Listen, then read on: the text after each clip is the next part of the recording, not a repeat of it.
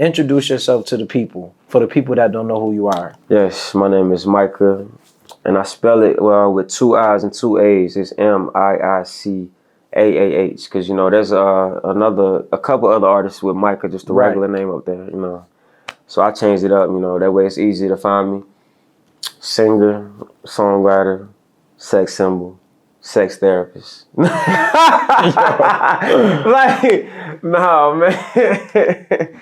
No, entrepreneur, businessman, and just a genuine person for real. Like I'm definitely I feel energy. I love to have my fun, and I'm still learning. I'm far from perfect. Far from perfect, man. Still learning. I get told off by people on my team all the time, man. You need to do this, you need to do. Yeah, I'm like, and still, and a student as well, student of life and student of, the industry. That's what Miicaah is, man. So what's your biggest concern about tonight? My biggest concern is really not knowing the initial outcome of the show.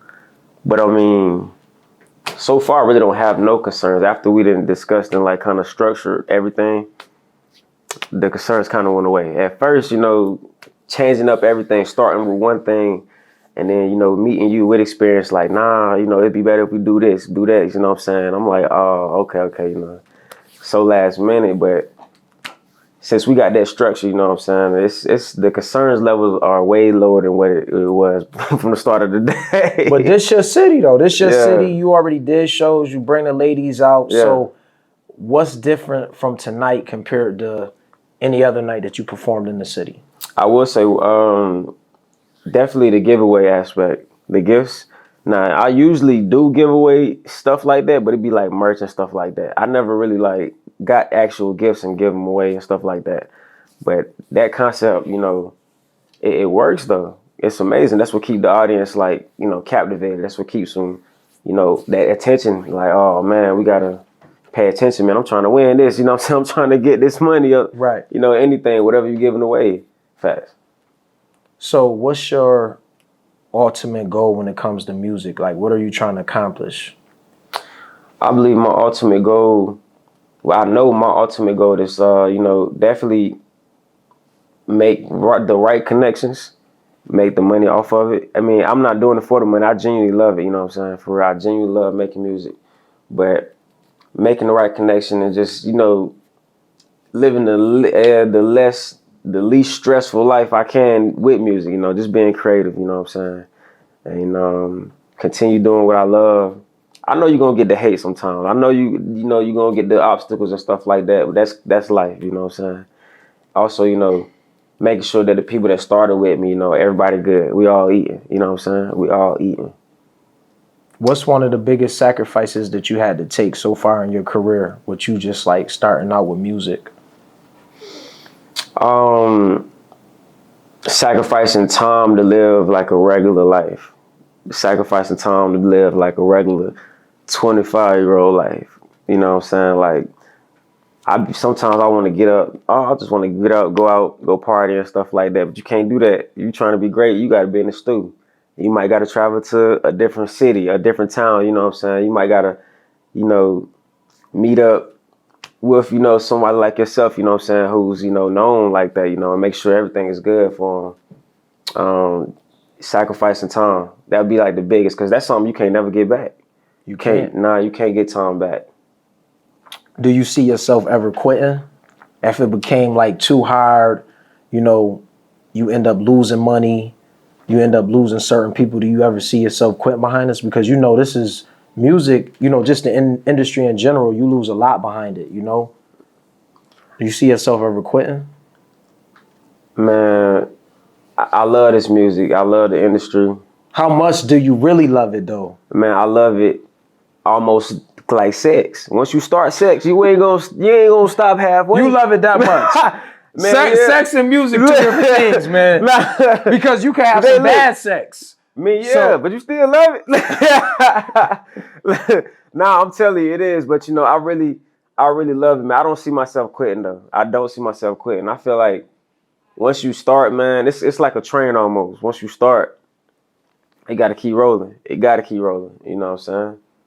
But so far, like just in the past 4 months, man, it's been crazy. I've never dealt with the emotions that I ever dealt with in my life. As far as like being the entrepreneur I am, you know what I'm saying? I'm not working with no label at all. So, you know, I'm dealing with everything that the artists, you know, that are signed don't have to deal with. You know what I'm saying? I'm dealing with organizing, structuring, you know what I'm saying, putting stuff together, making sure everything is right. Even meeting you know, broke it down to a depth that I've never thought that I would have to reach as far as like, yo, like, what do these people really want? Like, why am I listening to your stuff? You know what I'm saying? Like, you asking me questions that I never really thought. Like, why are people, like, why is people, you know what I'm saying, listening? Why is people coming out to the events, you know? So it's amazing. I don't see myself quitting though. Like, I don't. So let me ask you this: you're a pretty known guy in your city.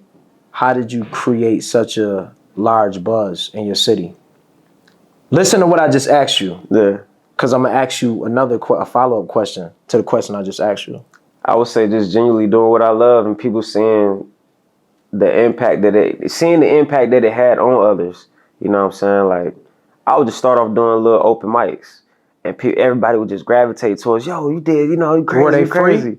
Yeah, that was Okay. free open mics. You know what I'm saying? Like, sometimes I paid for some gigs before, you know what I'm saying? But I learned that might not be the best route because in the crowd there are a lot of other artists. That's like you a trapper walking into a trap full of other trappers. You know what I'm saying? It ain't gonna make sense like that. You know. But open mics more so these bars with people who aren't artists, who just regular civilians, and they genuinely enjoy your music. They like, yo, I want to rock with you. You know what I'm saying? Now every time they see me, bro, you the dude perform that song. You know what I'm saying? So how did you create such a big buzz in your city, and when did you realize that your buzz was like really getting you the recognition? Just, you know, genuinely doing something I love, man. Just going out to these open mics and just showcasing the talent. You know what I'm saying? Just singing to these people, man, and just getting the initial reactions from the crowd that oh man, this man is like nice. And like people always come up to me and surround me after and be like, yo, you dope. What's your grand? What's your just trying to figure out what's my next move. And I'm just like, man, I'm just at an open mic, man. Right. I'm just performing for real, man. And I realized the buzz was there when like I started meeting like people that genuinely wanted to be a part of like a team together. Like, you know, with Key, Deuce, they was like, man, like, yo, like, you know, as an artist, you know, you can't do everything. You got to have a team, you know what I'm saying? Can't nobody, if you going to be successful in anything, Can't do it by yourself. It's impossible. It's not going to work by yourself. It's not, man. That's why you gotta trust the people that you deal with. You know, Yeah. I know it's hard, but you have to trust. You gotta gain some type of trust because nobody can do it by themselves. Even Jay-Z couldn't do it by himself. He said that in his rhymes. You can't, man. And I'm so grateful for the team too, man, for real. Like, cause like you told me, man, it's gonna be some people, you know, that start off with me, you know, that might switch up all that stuff, man. But you know, mentally, I think I'm prepared for that because it's like I'm such a genuine person. I know that the switch up ain't gonna hurt me more than it hurt them. Right. If that makes sense. So that's what keeps me comfortable with that. Like, oh, they gonna switch up. Okay, cool. I'm gonna keep going. Like, I'm gonna keep going up. Like, you know how many employees that Walmart employed that switched up on them? Of course. Walmart's still growing.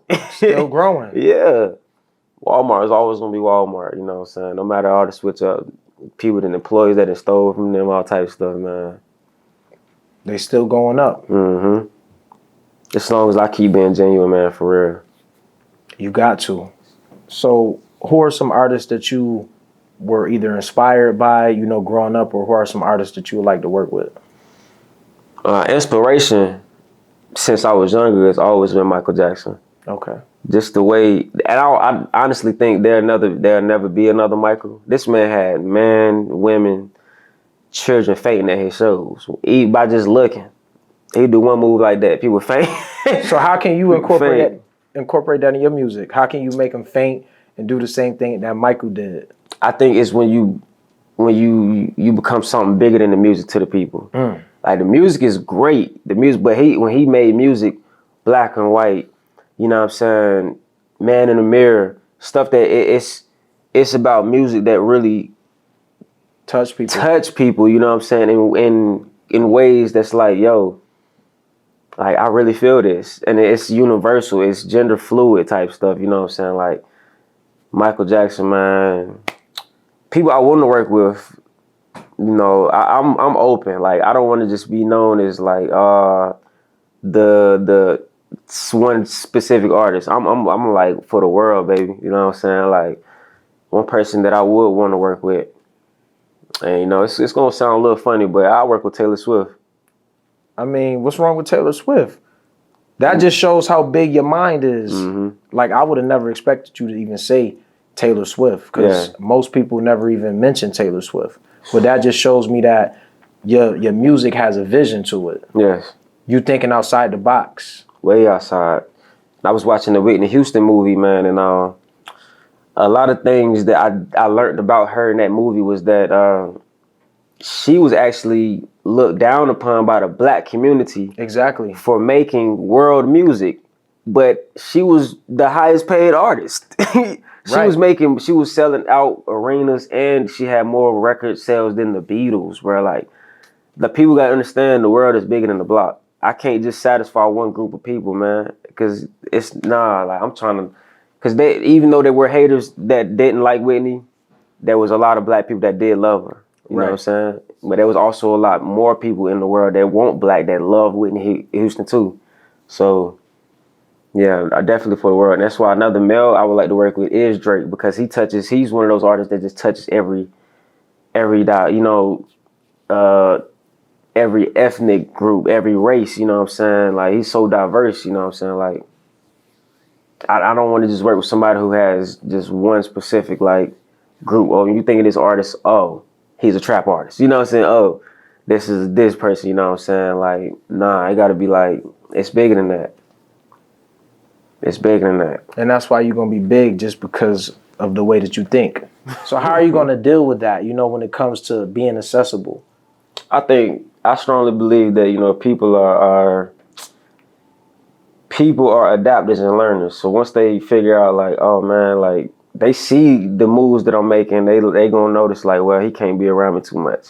He can't move with me like that. You know what I'm saying? You know, because a lot of people that genuinely, I've never really get people that say like, oh, you moving different. A lot of people hit me up that I can't hang out with, that I used to hang out with, and be like, yo, I see you doing big things. Keep it up, man. Keep it up. You know what I'm saying? They don't never come like, oh, why you don't chill with us no more? Or you don't hang with us no more? You know what I'm saying? Nah, they don't be saying that to me, because it shows, you know, I'm showing the work I'm doing. You know what I'm saying? But it's like if I wasn't showing it, and I just stopped hanging with them, but I ain't posting on social. I'm not posting on these websites. They don't see the vlogs. They don't see all that stuff.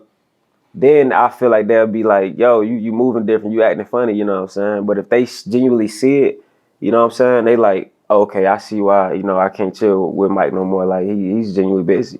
He's moving, man. He's got celebrities coming out of town, man. He doing big things, you know what I'm saying? Of course you're gonna get a couple people that's gonna be like, you know, mad, but shit, people always gonna be mad at you. If you had to compare yourself to any R&B singer, who would you compare yourself to? The only person I can think of is probably like my older brother. Okay. Yeah, my older brother. A lot of people they've compared me to like different artists. I done got different names, man, but I think the only person I can see is my older brother, because that's my blood. You know what I'm saying? Even though we two different people, so many people be like we the same person. Right. We act too much alike. You know what I'm saying? We think alike, we move alike. You know, and he really is the one who like kind of got me started doing music. So how did you get started doing music? What made you say, you know what, I want to be this great singer. I want to put out some dope music. I want to touch people. How did you get started? Just being young in high school, skipping school. My older brother kind of had a studio set up. He's 10 years older than me, so he had his own place. And you know, when you in high school staying with your mom, that's the best place to go when you're younger. Right. My brother let me do whatever I want in his crib. I can chill with girls, you know, and he already had the studio set up, so he was just like, yo, let's do this, you know what I'm saying? I want to put you on a song. You know, everybody's first song be kind of whack.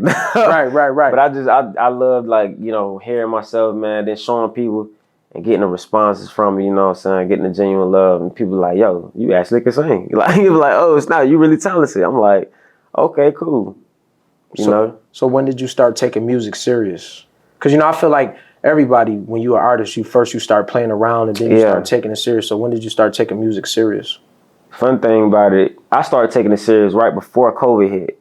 So wow, that wasn't long ago. Yeah, like 2020. Then COVID hit and everybody was stuck in the crib. I'm like, dang, I just started dropping stuff. Like I dropped my first single in 2019. And what's the name of that single? It was called "Move That Body." That's what a lot of people in the city know me from. Okay.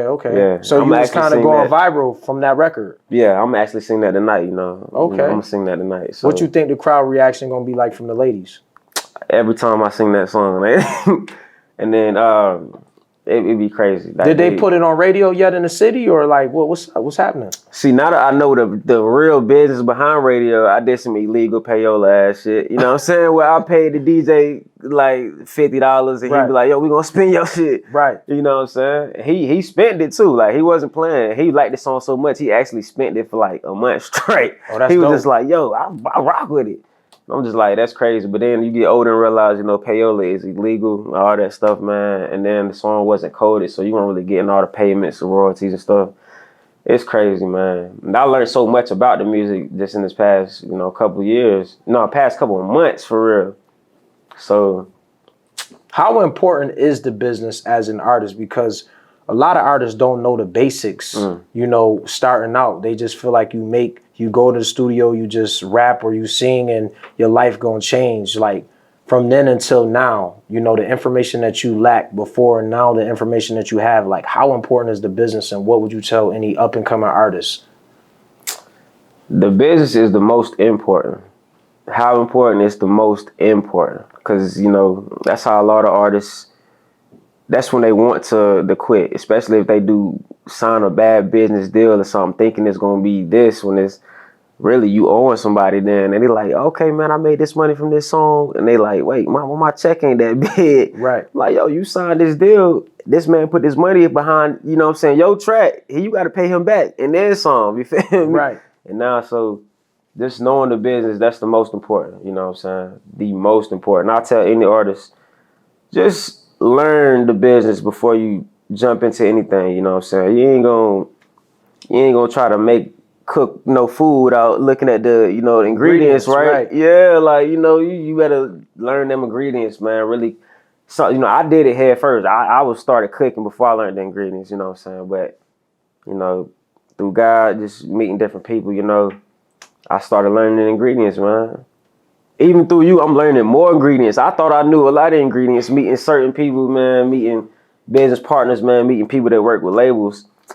I'm meeting you. It's like, dang, we got to add salt and pepper to it too, like oregano. Right. Yo, but it's at first, and it could all be like, kind of hectic at first, you know what I'm saying? Like, just your brain thinking like, dang, we got to do this. But then as you like really sit down and think about it, you be like, you know what? It really ain't that bad. You know what I'm saying? It ain't that bad. It's a lot of work though. A lot of work. But it's not that bad, once you know what you're doing. Or at least you know what you're doing it for.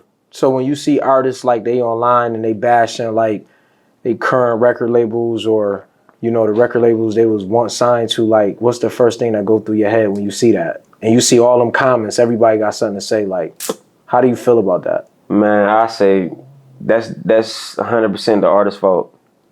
You can't be mad at the label. The label gonna be here forever. Right. The label gonna be here forever, and they gonna keep doing what they gonna do with or without you. So you can't be mad at an entity that's been here longer than you, and that knows what they're doing. You know what I'm saying?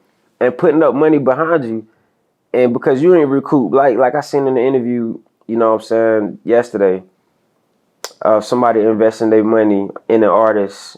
In a couple artists, and one of the artists popped. And the artist that didn't pop was mad. He was like, he can't help that the people don't like you as much as the other artists. You know what I'm saying? And why do you feel like the other artist popped before the other one? He said in an interview, the other artist was working harder. He was in the studio 24/7. You know what I'm saying? He was just constantly working at every event, and he was humble about it too. Like he was, it was just how you moving. You know what I'm saying? You can't be like, you block your blessings when you move a certain way, thinking thinking you bigger than this. You know what I'm saying? You can't block them blessings, man. Do you feel like relationships is more important than money? Yeah, because without relationships, you ain't got no money. You're right. Without relationship, there is no money. Money come from relationships, so relationships are definitely more important. So 2023 is the Jordan year. Do you believe that this is your Jordan year? This has definitely been a learning Jordan year for me. Okay. A learning Jordan year for me. But I definitely, the stuff that the knowledge I know now, 2023 it's been good. I definitely say it's been a few emotions that I definitely never tapped into or never had to. So I always been a chill, straightforward, laid back, like, oh, this is pretty chill, everything going smooth. Then you meet people like you, to add the extra ingredients, my business partners, man. You realize, like, oh man, there's a lot more that goes into this than you think. Yeah, a lot more. Yeah, and it's not even just like a straightforward a lot more. It's so many different avenues and neurological pathways, and you just don't. Either one could be right. You know what I'm saying? A couple more than one could be right. Yeah, everything is gambling. It's crazy. So what's next for you? 2020. We got 6 months before we go on to 24. Like, what's next for you? What's the game plan? I got my game plan now is well, for the first time ever, I'm actually bringing influencer out, somebody who's been seen by everybody I know, my family, and I'm seeing the results of what can happen just by bringing him out to one event. Well, you you know what I'm saying? So it's like now, if I don't move like this on my next event or harder, I'm going backwards. You know what I'm saying? I gotta keep moving forward. Like, it's an exponential growth. You know what I'm saying? You gotta keep. You can't. It ain't. You know what I'm saying? Up and down with it. Like, nah. So my game plan is to definitely bring out more influencers. You know what I'm saying? Especially people that's big in my city. A lot of people don't come to Durham. Nobody come to Durham. Right. Nobody comes to Durham besides like people that's coming to the Performing Arts Center. But ain't nobody coming to Durham like really chilling and hanging out. Like, nah, because Durham is one of them, as Lil Baby put it, off-brand cities. Gotcha. So, my another plan I got is definitely to put my city on the map. It's where I'm from. And like you always say, it's a gold mine here too, because there is nothing here. You know what I'm saying? So it's a great place to start a lot of stuff. You know what I'm saying? Of course, you're going to have your obstacles, man, but that's what make it fun. So this record, Drunk, how did that record come about? Shout out to Annalise. Shout out to Annalise, man. Who is Annalise? Like, the people want to know who is Yo. that? I keep hearing about this lady. Like, who is she? Annalise, she's like the brains, the emotional support, the mama. She's pretty much everything, man. She's a lot, for real. She's a lot, man. She's I ain't gonna go into too much details, you know what I'm saying, because she don't even like being on the camera, for real. But she handled the business and she makes sure everything is good. She's a teacher, all that stuff, man, for real. Connector, plug. Everything. One-stop shop. One-stop shop. And more importantly, a motivator, man. Dope. Like, a motivator. I'm telling you, because you could be a one-stop shop, but not motivate people. Like, you know what I'm saying? Oh, you just come to me. I'm going to give you what you need, but, I see you struggling. I ain't gonna, tell you like, or try to motivate you to get you out of this mental state you in. I'm like, nah, but that's how the Drunk record came about, being at Annalise's house, man, she motivated me, I'm gonna call somebody over, this guy I know that produced music, you know what I'm saying? He came through, laptop, mic'd up, ready. I'm talking about, we were supposed to leave that day, and we like, yo, we tired. We hang over and stuff like that, man. He came through, set up the mic. He ready? I'm like, all right. So we all at Annalise's crib. He playing the beats. And I heard the beats of Drunk. And like, how certain beats you hear just catch you. Like, you like, oh. Like, I felt that when that felt good, that tastes good, that smell good. You know what I'm saying? Everything about it just felt good. So, everything just started flowing with it so fluid. So I came up, with a little hook. Like, Drunk. And then from there, man, we had a couple other writers on the team. kind of just put their heads together and make magic, man, for real. Just make magic. And you know, executive produce. Shout out to Annalise for executively producing that track, man. She was like the mastermind behind it, you know what I'm saying? Like she got an ear for music. Like she was a great writer and a great singer. So she heard, you know, certain things I never would have thought to hear. I'm thinking like I'm gonna be on the whole song. Like you know, I'm like, we're gonna write 2 verses. She's like, nah, man, let's put, you know, Amber Simone on it. I'm like, okay, cool. I'm always down for it. And Amber Simone, great writer, came in, killed her verse in like 20 minutes. Like, I'm like, all right, I think we got something here. Then we just listened to the track. Everybody that we let listen to it, like, yo, it's something special right here, man. I mean, me listening to it was something special. Yeah. Where do you see the record going? Everywhere. And we're going to speak that into the universe because, you know, the tongue is very powerful. So yes. I believe the record will be everywhere. I believe that the record will be on in every radio mix, everywhere. Everywhere. You just got to believe in it. You got to see it and you got to feel it. And you got something big, man, that you're working with. And one thing I do like about the record is it's not promoting, you know, hurting anybody. It's not promoting anything negative. It's really expressing true emotions that people feel, you know what I'm saying? A good time. Yeah, true. And you know how people feel when they drunk. When was your last drunk night? My last true drunk night was when I met K. Michelle. That was my last drunk. How did that go? Oh my goodness, man. I was so drunk. I didn't even know I was like talking to K. Michelle. I was talking to her like a regular. She is a regular person. Don't get me wrong. K. Michelle is so down to earth, so real. She ended up stopping me, leaving this spot. She was like, yo, you know what I'm saying? You look good.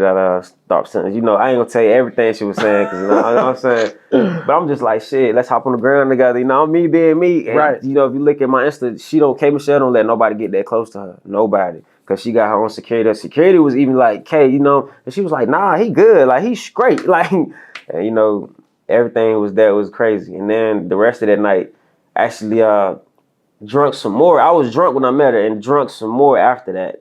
And next thing you know, man, if you look on the video, I'm on the floor throwing up. It was bad. Yeah, it was bad, man. It was bad. You was hit that night. Yeah, it was bad.